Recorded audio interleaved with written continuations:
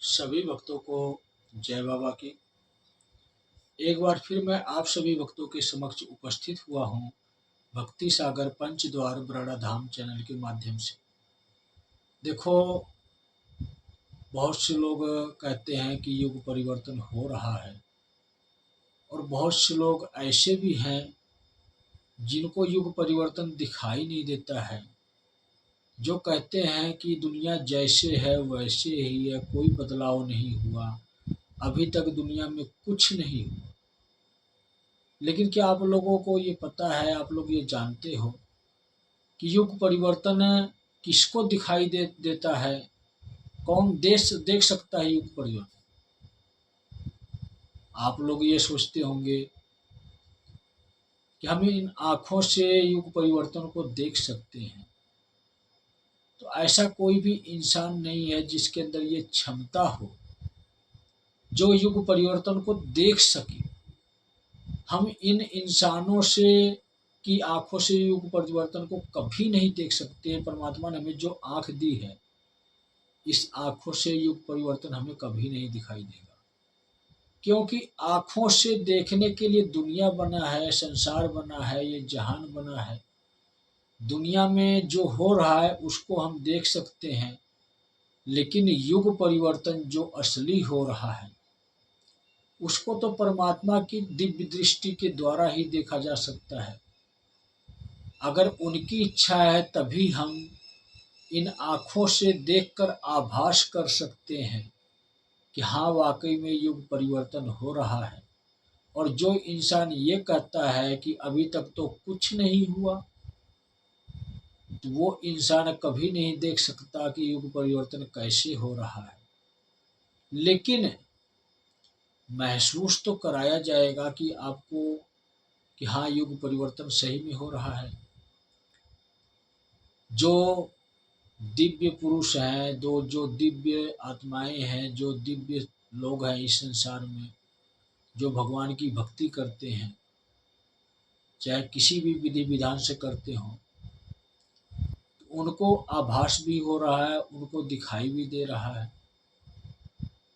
लेकिन जो लोग भक्ति नहीं करते हैं, जो कलयुग के हिसाब से अपना जीवन व्यतीत कर रहे हैं, कलयुग के नियमों के आधार पर अपने जीवन को चला रहे हैं, जो ये कहते हैं कि युग परिवर्तन नहीं हो रहा है, कुछ नहीं उनको दिखाई दे रहा है, दुनिया में किसी प्रकार की घटनाएं नहीं हो रही हैं, तो अब तक तो आपने थोड़ा थोड़ा देखा, प्राकृतिक आपदाएं हों या घटनाएं हों या दुर्घटनाएं हों या अन्य किसी प्रकार का अग्नि तांडव हो या एक दूसरे देश का युद्ध हो, आपने अब तक कहते हैं ना कि जैसे फिल्म का ट्रेलर होता है, उसी प्रकार से आप लोगों ने झलक देखी है।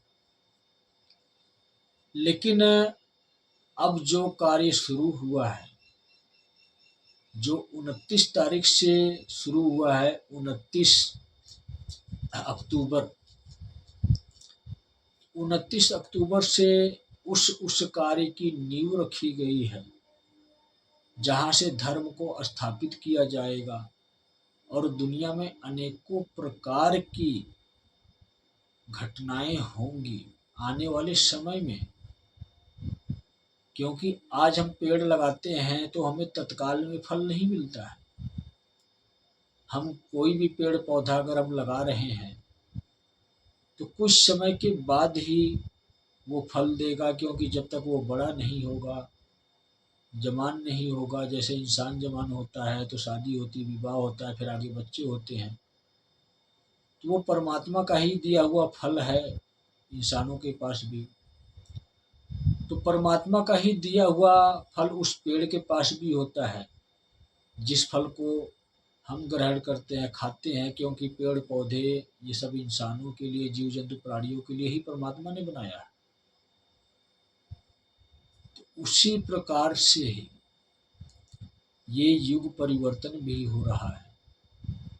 जो भगवान के भक्त हैं वो तो बहुत कुछ देख रहे हैं कि इस युग में क्या क्या बदल चुका है, लेकिन जो अंधभक्त हैं उनको ये दिखाई दे रहा है कि हाँ, कुछ ना कुछ तो दुनिया में घटित हो रहा है और कुछ ना कुछ तो आगे होने वाला है। लेकिन जो भगवान को मानने वाले लोग नहीं हैं, जिनके मन मंदिर में भगवान नहीं है, कलयुग का राक्षस है, भगवान की जगह शैतान है, इस प्रकार के इंसान हमेशा यही कहते हैं कि कुछ नहीं हो रहा है दुनिया में, सब कुछ ऐसा ही चल रहा है जैसा पहले था। इतना कुछ तो होता रहता है दुनिया में। लेकिन आप लोगों ने देखा होगा कि इधर जो है 5-7 महीने से कुछ ज़्यादा ही घटित हो रहा है। तो पहले तो थोड़ा थोड़ा होता था, लेकिन 5-7 महीने से कुछ ज़्यादा हो रहा है। लेकिन अब बहुत ही ज़्यादा होने वाला है, क्योंकि सारा कार्य ही मैं करता हूँ, और मैं जो करता हूँ वो होता है। क्योंकि सत्य के मार्ग पर चलते हुए स्वयं को हम समर्पण कर देंगे अगर अपने गुरु के शरण में, भगवान के शरण में, तब हमारी कभी भी बात झूठी नहीं जाती है, हमारी जुबान कभी कटती नहीं है। हमारी बातों का मान सम्मान, हमारे शब्दों का मान सम्मान स्वयं भगवान करते हैं, उसको पूर्ण करते हैं। और जब वो भगवान ही पृथ्वी पर आ गए हैं सारा कार्य करने के लिए, चाहे किसी भी स्वरूप में आए हों, राम के स्वरूप में आए हों, कृष्ण के स्वरूप में आए हों, या अन्य किसी भी देवी देवता के स्वरूप में आए हों, जो भगवान पृथ्वी पर जन्म लेते हैं तो सबसे पहले वो इंसान होते हैं, और उनके कर्म उनको भगवान बनाते हैं। तो मैं भी उसी तरह हूँ, मैं भी एक इंसान हूँ। जैसा कर्म करूँगा उसी हिसाब से दुनिया वाले मुझे जानेंगे। तो कार्य हम कोई भी करते हैं, जैसे हमने आप लोगों को बताया कि कोई पेड़ हमने लगाया तो साथ के साथ फल नहीं देगा, कुछ समय उपरांत ही फल देगा। तो हमने जो किया है, अगर आप सोचो कि आपको तत्काल में मिल जाए, इसी प्रकार से हमारी वीडियो पर कुछ कहते हैं कि मंदबुद्धि वाले, कम दिमाग वाले होते हैं, जो कहते हैं ये करके दिखाओ तब हम आपको मान जाएंगे। और कुछ अभद्र भाषा का उपयोग करने वाले ये भी कहते हैं कि अगर तुम भगवान हो, तुम सब कुछ कर सकते हो, तो मुझे मार के दिखाओ अभी। तो भगवान का ये काम नहीं होता है कि किसी की चुनौती स्वीकार करें। भगवान को जो करना होता है वो स्वयं करते हैं। और कब करते हैं, अगर हमें इंसानों को पता लग जाए तो हम स्वयं भगवान ना बन जाए। अगर हमें ये पता लग जाए तो हम स्वयं भगवान बन जाएंगे। हमारे पास वो ज्ञान नहीं है, हमारे पास वो दिव्य दृष्टि नहीं है कि हम देख सकें कि युग परिवर्तन कैसे हो रहा है। इसीलिए इस प्रकार की भाषा का उपयोग करते हैं कि ये करके दिखाओ। तो बार बार वही बात कहना ठीक नहीं होता है कि पेड़ लगा दिया तो साथ के साथ फल नहीं आएगा। हाँ, लेकिन मैं इतना आप लोगों को ज़रूर कहूँगा कि 29 अक्टूबर से लेकर 1 अक्टूबर तक जो कार्य हुआ है, इसका परिणाम 17 नवंबर से आपको दिखाई देना शुरू हो जाएगा।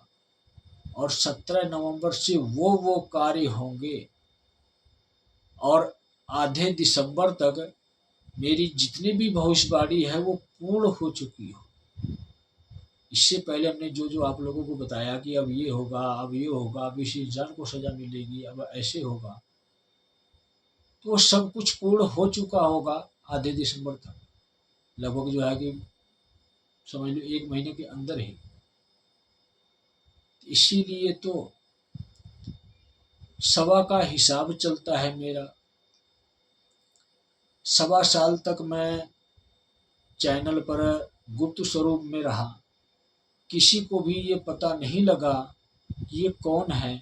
सभी लोग यही जानते थे कि ये बाबा श्री त्रिलोक भारती जी के भक्त हैं, और इन्होंने बाबा श्री त्रिलोक भारती जी का मंदिर बनाया है। 1.25 साल तक चैनल पर मैं ज्ञान देता रहा, सत्य से संबंधित, शिव से संबंधित, देवी देवताओं से संबंधित, बाबा श्री त्रिलोक भारती जी के धाम से संबंधित। लेकिन 1.25 साल के बाद ही कल्कि का ज्ञान आना शुरू हुआ। तो उसी प्रकार से 1.25 महीने का भी महत्व है। सवा महीने के लिए हमने कुछ और संदेश जारी किए थे, उसके बाद सवा महीने तक कुछ और संदेश जारी हुआ। लेकिन अब जो सवा महीने में आप लोगों को दे रहा हूँ, तो स्पष्ट रूप से आप लोगों को समझा देता हूँ। इसी सवा महीने के अंदर धीरेन्द्र शास्त्री की जो भविष्यवाणी की है हमने, वो भी पूरा होगा। देवकी नंदन की जो भविष्यवाणी की है वो भी पूरा होगा। और बौद्ध धर्म के 3 श्रेष्ठ महागुरुओं की जो हमने भविष्यवाणी की है वो भी पूरा होगा। संत रामपाल की हमने जो भविष्यवाणी की है वो भी पूरा होगा। इस प्रकार के कुछ हमने मुख से शब्द रखे हैं आप लोगों के समक्ष। ये होगा और क्यों होगा, क्यों रखे हैं, आप लोगों को इस बात पर समझना चाहिए, गौर करना चाहिए कि ये मेरा अहंकार नहीं है कि मैं ये कर सकता हूँ। बस आप संकेत स्वरूप में इतना समझो कि मैं वो काम कर सकता हूँ कि जो दुनिया में कोई नहीं कर सकता। दिखाने का तात्पर्य मेरा यही है, बताने का तात्पर्य मेरा यही है। सिर्फ इसलिए बता रहा हूँ मैं कि आप अपने मन से दुनिया का भ्रम निकाल दो, सत्य को स्वीकार कर लो, शिव की शरण में चले जाओ। मैं ही वो इंसान हूँ जो कल्कि बनकर आपका कल्याण करूँगा और काल पुरुष बनकर आपका संहार करूँगा। लेकिन इन दोनों स्वरूप से पहले संत श्री प्रमोद जी महाराज बनकर आपको रास्ता दिखा रहा हूँ। ये रास्ता दिखाने के बाद भी अगर आप ना समझो तो देखो, ना मेरी गलती है ना आपकी गलती है। अगर गलती है तो आपके द्वारा किए हुए बुरे कर्मों की गलती है। आपके वो बुरे कर्म हैं जो आपके जीवन में अड़चन बनकर आ रहे हैं, जो आपको अंधा बनाकर रखे हैं, जो कि स्वयं की गलतियां आपको दिखती नहीं हैं। जब स्वयं कर्म आपने बुरे किए हो, तो यही कारण है कि मेरी बातों को नहीं समझते हो, मेरी भावनाओं को नहीं समझते हो। जब मेरी भावनाओं बातों को नहीं समझ रहे हो, तो मेरे स्वरूप को पहचानना कोई साधारण काम नहीं है। क्योंकि कहते हैं ना कि भक्त को ही भगवान मिलते हैं। तो जो भक्त होंगे भगवान के, जिन्होंने भगवान का नाम लिया होगा, जिन्होंने भगवान की भक्ति की होगी, उसको मैं प्रमोद के स्वरूप में नहीं दिखूंगा, उसको उसके भगवान के स्वरूप में दिखूंगा। और उसको ये आभास कराऊंगा कि मेरा नया स्वरूप पृथ्वी पर आ चुका है और आज के बाद इनके उपदेशों का पालन करना तुम्हारे जीवन का पहला धर्म है। और अगर इस धर्म का पालन नहीं करोगे, सत्य सनातन धर्म का पालन नहीं करोगे, सत्य सनातन धर्म का पहला नियम है कि शिव को श्रेष्ठ स्वीकार करना। और शिव को पाने के लिए कल्कि ने जो मार्ग बताया है, जो नियम बताया है शिव युग का, उसको अपनाना है।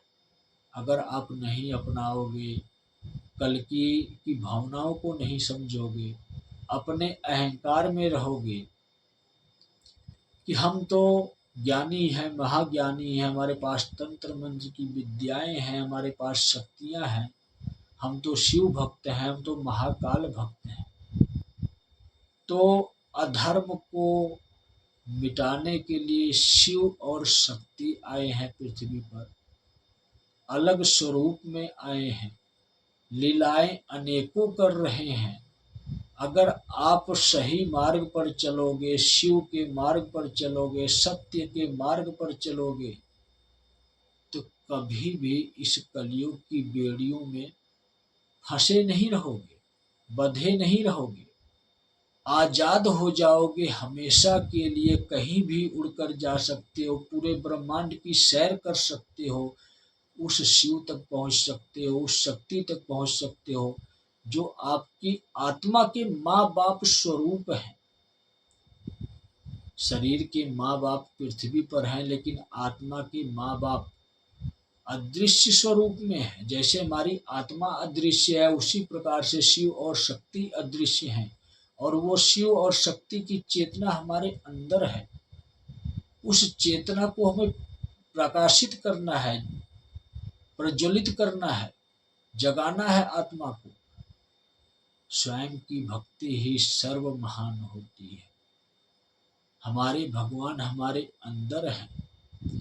तो अगर अब भी आप ये सोचोगे, इस अहंकार में रहोगे, ये ज्ञान कोई साधारण ज्ञान है, ये ज्ञान पाकर हमारा उद्धार नहीं होगा, तो हाँ, मैं इतना जरूर कहूँगा कि आप सही सोच रहे हो। आपका उद्धार नहीं होगा इस ज्ञान से, आपका तो संहार होगा इस ज्ञान से, क्योंकि आपने इस ज्ञान को एक साधारण ज्ञान का दर्जा दिया। जब आप साधारण समझोगे तो आप साधारण नहीं रहोगे, बिल्कुल ही एक कहते हैं ना, निचले से निचले स्तर पर, जिसका कोई वजूद नहीं होता है, जिसका कोई महत्व नहीं होता है, उसी प्रकार से आप शिव की निगाहों में हो जाओगे। जब आपका महत्व नहीं होगा तो शिव युग में आपको अपने चरणों में स्थान नहीं देंगे। वो कहाँ स्थान देंगे? जिस शिव ने काल पुरुष के शरीर का निर्माण किया है,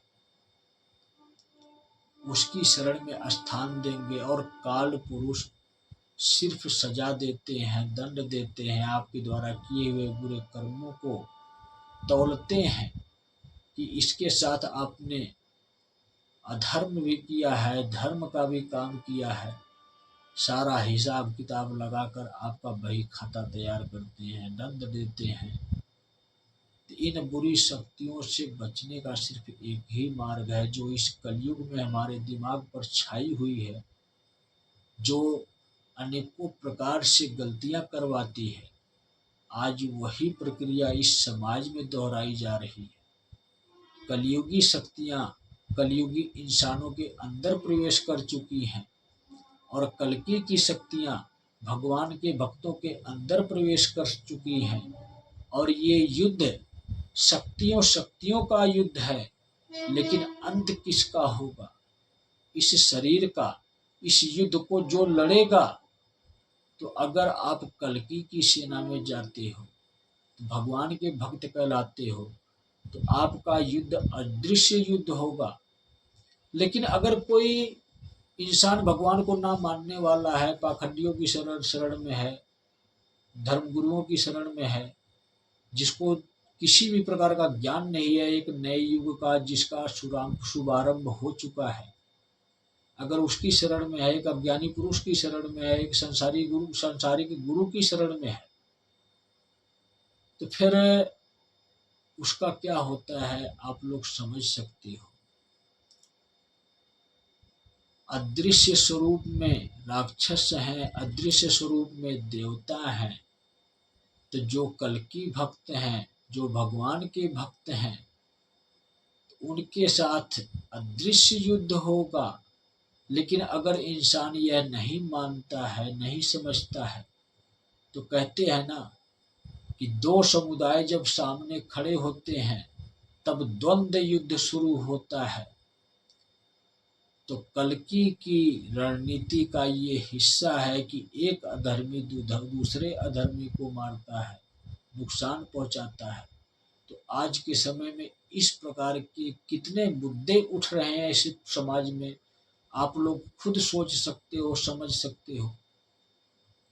कोई कत्ल हो रहा है, कोई राजनीतिक स्तर पे मुद्दे उठ रहे हैं, तो कोई किसी भी प्रकार का सांसारिक गतिविधि हो रही है, चाहे पुलिस से को लेकर, चाहे प्रशासन को लेकर, चाहे नेता मंत्री को लेकर, चाहे धर्मगुरु को लेकर, चाहे जाति को लेकर, चाहे किसी भी संस्था को लेकर, हिंदू मुस्लिम सिख ईसाई और भी बहुत सारी संस्थाएं इस दुनिया में हैं। तो कुछ ना कुछ मुद्दा हर एक देश में प्रदेश में चल रहा है, आप लोगों ने देखा होगा। तो ये सभी लोग अधर्मी इंसान हैं।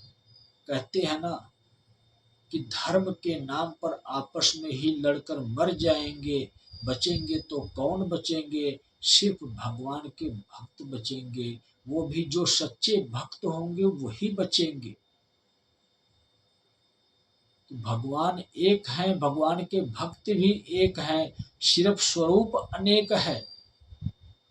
तो हमने जिस प्रकार से अपने आप को जातियों में बांटा, धर्म की संस्थाओं में बांटा, तो विभाजन हमने किया है और इसीलिए शक्तियां हमारी छीड़ हो रही हैं। शक्तियां हमारी छीड़ हो रही हैं तो युद्ध में हम स्वयं मर रहे हैं। ये धर्म और अधर्म का युद्ध है। कल्कि की सेना में जो होता है वो सुरक्षित होता है, और जो कल्कि की सेना में नहीं होता है, जो शिव युग के 3 नियमों का पालन नहीं करता है, वो किसी न किसी धर्म समुदाय संस्था के नाम पर मारा जाता है। ये द्वंद्व युद्ध शुरू हो चुका है। इसका परिणाम नवंबर में 17 तारीख से आपको दिखना शुरू हो जाएगा। अभी तो फिल्म का ट्रेलर आ रहा है, अभी तो फिल्म की झलक आ रही है, अभी तो आपको छोटी छोटी दुर्घटनाएं दिखाई दे रही हैं। असली फिल्म तो चलेगी, 17 नवंबर से शुरू होगी और आधे दिसंबर के बाद भी जाएगी।